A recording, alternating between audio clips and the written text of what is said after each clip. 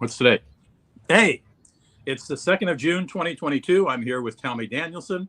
My name is Rudy Maxa. I'm a travel journalist. Tommy is a frequent flyer, mileage expert, and all things having to do with aviation. We call him an av geek, which means aviation geek.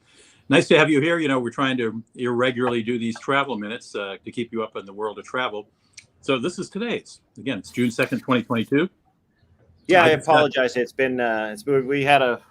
We had trouble with everything from internet to mostly time though in Europe for the last. You're back. I'm still here, as you can see. I got Italy right behind me, but so I apologize that we haven't been prompt. We're going to try and do that in the coming weeks. So we're not going to try to do it daily. I can't do it daily. I'm going to be in an airplane tomorrow on this time, and then I go to Scandinavia, and I got to. Anyway, we'll do our best to try to. We will do our best, and you exactly. can. So you have a list of things we wanted to talk about today. Let's start in Venice. We got some news earlier this year that the legendary Daniele, that's been a Starwood and then a Marriott for a while, was leaving, and that doesn't seem to be happening.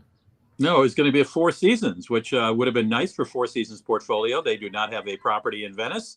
And of course, Venice is a popular destination, at least for tourists, if not so much for business travelers. But a Four Seasons, it would have been nice in their cap. And Daniele has said, hey, we don't want to be associated with Four Seasons. The reasons were a little vague. One was that there was a general feeling in Venice about having foreign ownership of hotels.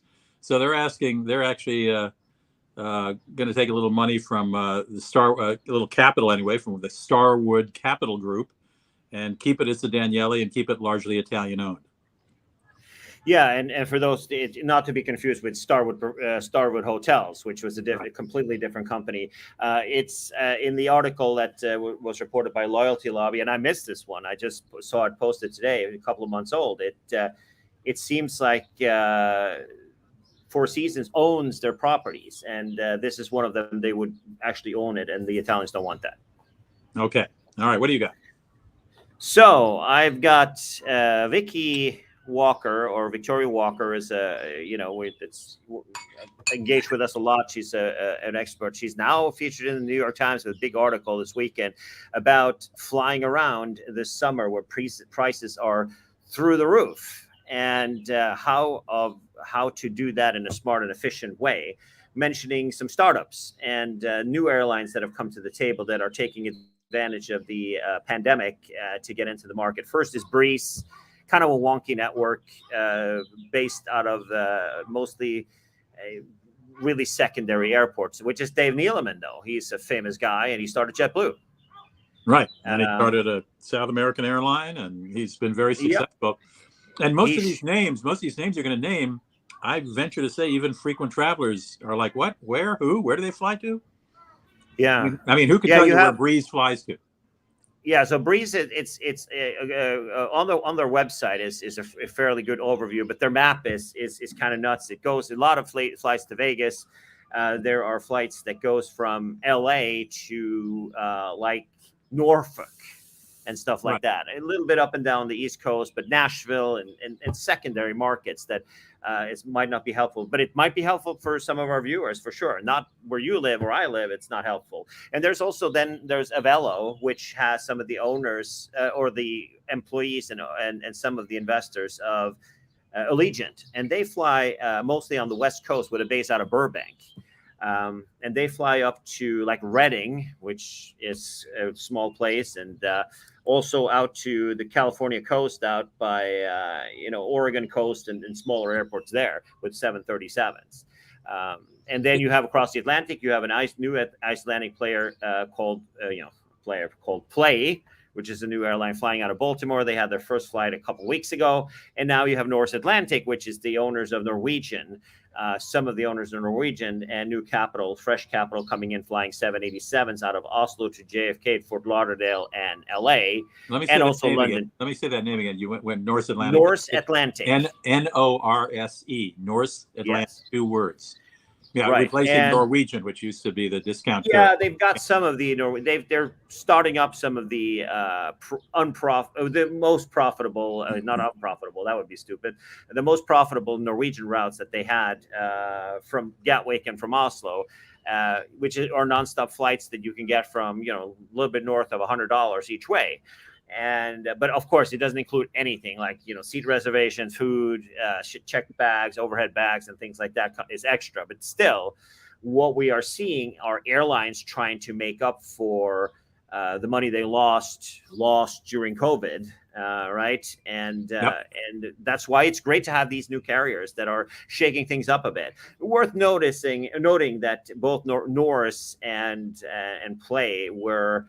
Play is based on Wow Air, which went out of business, and a lot of people lost money on buying tickets from them. So make sure you don't pay for any of these new carriers with debit card. Pay with a credit card, so you can charge it back if the flight doesn't operate, something happens. They are well funded now, but down the road, who knows what happens? And we saw that both Norwegian long haul and also Wow Air. There were a lot of people who lost thousands of dollars. Their vacation got canceled during COVID, and so did all the flights. And none of them, operate to the U.S. because they don't exist anymore, right? So that's worth noting. All right, you had another one. Well, hotel housekeepers around the world seem to be finding their voices and complaining about the regimen that was installed during COVID by many hotels of not cleaning rooms every day, not even going in the rooms every day unless specifically requested, not changing beds, not bringing in fresh towels. It's costing a lot of them a lot of money, particularly in the United States, where hotels aren't exactly paying them because they're not working, and they're losing hours of work and a lot of money, and they're not happy about it. And hotels are, because they're saving money on labor costs while saying, well, it's only because of COVID. People didn't want anybody in the room. That's all, and we'll come clean your room if you ask us and so on.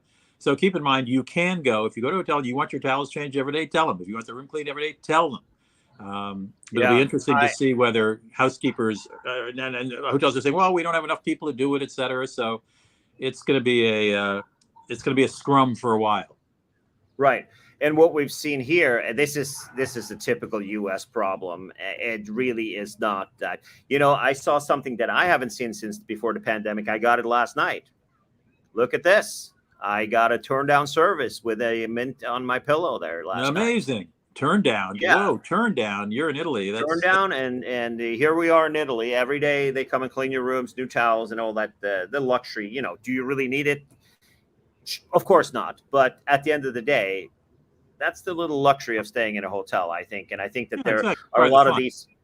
Yeah, that's part of the fun. And I also like not, making my bed and having other people do it and give them some money to do that. But here in Europe, they have living wage. But we've seen examples in the U.S. We've seen hotels that are doing it every 4 days. They're not doing it all together. You have to request it by 8 a.m. If you get there at 8:30, oh, sorry, you can't get it today because all excuses. And generally speaking, in U.S. most hotels, there's really not a lot of room to hang up a wet towel, to dry off. So next time you shower, it's dry. I mean, they come all folded up, neatly, right. And you use it and you look around and maybe there's a hook for a bathrobe if you're lucky, but there's no place to sort of spread it out and dry your face cloth. Anyway, gripe. Yeah. But the hotels in the U.S. are complaining about not having, a wage. They can't find people. Guess what? Pay them decent money and get them back to work. They don't want to work for $7.50 an hour. Would you, Mr. Hotel owner? Would you like to work for $7.50 an hour and make 80 beds a day or however many it is? Now it's. I mean, I saw my local In-N-Out burger in Lincoln, California, one town over from where we live. There's a sign outside. Want to work in the summer? Starting wage is $22 for flipping burgers at In-N-Out. Hey, I'll consider that. Wow, that's a lot. What else? That's what Melinda said too. Okay, let's continue. So I've got one here, and the Trump Hotel is no more. It is now a Hilton Waldorf Astoria. And boy, have they raised the prices significantly in DC if you want to stay there. Really? I thought Trump was pretty high. Yeah, the Trump is pretty high, but we're talking about $700-800 a night here, and we're all, from what I could see, the Point Card was reporting this. And as for point redemption, which was something that everybody was anticipating, it's like 430,000 Hilton Honors point per night. It's like Delta redemptions we're talking about here. That's crazy. 400,000 for a night. It's a beautiful thing out there in it's a beautiful thing out there in the hotel world. It's great being a hotelier these days with prices double and triple, and cheaping in and not tiring and giving the same service that you were used to when you were paying double. Exactly. So I think we just wait and see. I think DC luxury market, both you and I know how that works. Both the Ritz-Carlton and the Park Hyatt and the St. Regis are three well-known properties. When it's off season, they hover around $200 a night, and it's easy to get a good price there. Mm-hmm. What's your next one, Rudy? Well, let me just say that building, in case people saw it and didn't know it, because it's a rather distinctive building. If you want to put that back up, that screenshot. Absolutely. That was originally the old post office. It's called the Old Post Office Building. It's right on Pennsylvania Avenue, so it's got a great address, and of course it looks fabulous. And it is a fabulous building, and it was restored first to be sort of a shopping mall, and that didn't work, and then it became a hotel, a Trump Hotel, and now, of course, it's Waldorf Astoria. Well, I just wanted to say something about, and a gorgeous restaurant across the street too. Michelle's, what is it called again? That we always go when we're in DC. Gosh, if you had said instead of that, I would have told you. It's one word, and it's right across the street. It's like a French bistro. Yeah, was it called Michelle Richard's place, the late Michelle Richard. Yes, gorgeous place. But Tommy and I just came back from leading our first Maxa tour of this year, first one since 2019, which was our Scandinavian tour, which I think is a great tour, and all our guests enjoyed it. But I realized when I landed back in Minnesota last night that I never touched money the entire time. I never held any coins. I never had any folding money. I did have a little baggy plastic of Scandinavian coins that I had, forgot to cash in before I left Scandinavia before COVID. Mm-hmm. So I go down to the front desk of the Sheraton in Stockholm, and I say, look, I got this little bag here of all these coins. Can you turn it into paper money for me? They looked at me and said, we don't have any cash here.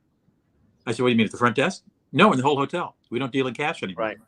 And I then realized that everything that I paid for it, I paid for stuff for other people, there are 10 people traveling for, a meal, train fare, whatever, entrance to a park. Never touched money. Never went to my wallet and pulled out one folding piece of money of any denomination from any country, and never touched a coin. And of course, in Europe, all restaurants now come right to your table with a little handheld device. You plug in your card, you add a tip if you want or not. And if you want a receipt, they press a button, it prints out. So your credit card doesn't disappear to the back room for 5 minutes or longer. They're way ahead of us in this regard. Yeah, and I mean, you don't really have to do that. I mean, you guys had problems at the train station yesterday, but you didn't have to. They take American credit cards. You got to set it up in your Apple Wallet. So what I did, I didn't even use my wallet. I didn't pull out a single credit card because they all have Apple Pay. It's all on your phone. True. And you literally just go in and you don't have to. That's so much safer. Also, there's nobody that can skim you or to do anything with you when you use your phone to pay because they don't see the card. You just tap the phone to the machine, and every single. You're absolutely right. I noticed that as well. The only time I did use coins to fill a parking meter because I wanted to get rid of those coins. So we did a parking in Bergen. I actually went out of my way to go. We have Melinda and I have something called the green thing where we have all of our various currencies in it. So I got rid of all the Norwegian coins so we can park. And that was the only time I used it too. And it's just a phenomenal gig that it's so completely safe. So what you need to do, even if you have Apple or if you have an iPhone, which is the best thing to have, or if you have an Android, you can set it up. I'm sure that Google has an equivalent thing that they have. Set up all your credit cards before you go. Use this, you tap it, and that's how you avoid what you guys were feeling at the airport or the train station, where they don't take actual cards, but they take Apple Pay. Well, they took foreign credit cards, but they would not take U.S. credit cards. That's the only time we ever ran into that is when. Jamie, but I got a ticket 1 hour before you guys, and I paid with my Capital One Venture card inside of your Apple. That's how you do it. Great point. Lesson learned. So you got one more thing before we say goodbye? I got one more thing. Yes, I do. Wanted to chat a little bit about the Park Hyatt in Hamburg that has that is exiting Hyatt at the end of this year. January 1st of next year, they're not going to be a Hyatt hotel in Hamburg anymore. Absolutely love this hotel. They got a great breakfast. It was a little bit on the tired side for some of the rooms, but the suites were pretty new, and the breakfast is great. And they even have a club lounge, which usually a Park Hyatt doesn't have. So it's now gone. It was reasonably priced. I actually loved staying there, and that's kind of a little bit of a shot to people who like who like Hyatts. So that's all I have on my list. And the only thing that you want to talk about Disney's annual passes. Oh yeah, Disney has these annual passes called, what are they called? I wrote it to you and I don't have it in front of me. It's got that name. Magic Key annual passes. Yeah, the Magic Key annual pass, which some people in California buy, or people who want to go a lot to Disneyland buy. They have paused the sale of those because they're afraid the parks are getting overcrowded. So if we're wondering if tourism is back for the Disney properties, there's your answer right there. They're not selling the annual pass for a while. They don't say how long they're going to pause, but it is paused. So if you've got one and you visit a lot, you're lucky. If not, you're going to have to pay up front at the gate or buy ahead of time, as most of us do. That's all I got. Right. That's the Travel Minutes for today. Sorry for being a little absent. This is Rudy and Tommy signing off, and enjoy. Have a wonderful day wherever you are. And thanks for everybody for commenting. Great to see everybody again. Thank you.